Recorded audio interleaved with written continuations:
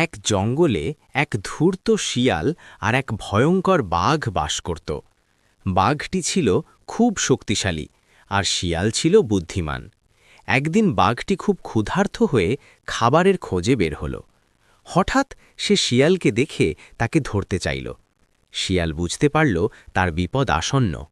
তখন শিয়াল বুদ্ধি খাটিয়ে বলল, ওহে বাঘ ভাই, তুমি জানো না আমি এই জঙ্গলের রাজা?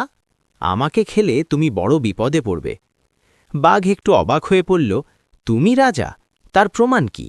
শিয়াল বলল, চলো আমার সাথে ঘুরে দেখো, সব প্রাণী আমাকে দেখে ভয় পায়। বাঘ শিয়ালের সাথে হাঁটতে লাগল। তারা যেখানে যেত অন্য প্রাণীরা বাঘকে দেখে ভয়ে পালিয়ে যেত। বাঘ ভাবল, সত্যি সবাই শিয়ালকে ভয় পাচ্ছে। সে শিয়ালকে ছেড়ে দিল। শিয়াল বুদ্ধি দিয়ে নিজের জীবন বাঁচাল, আর বাঘ তার ভুল বুঝতে পারল না।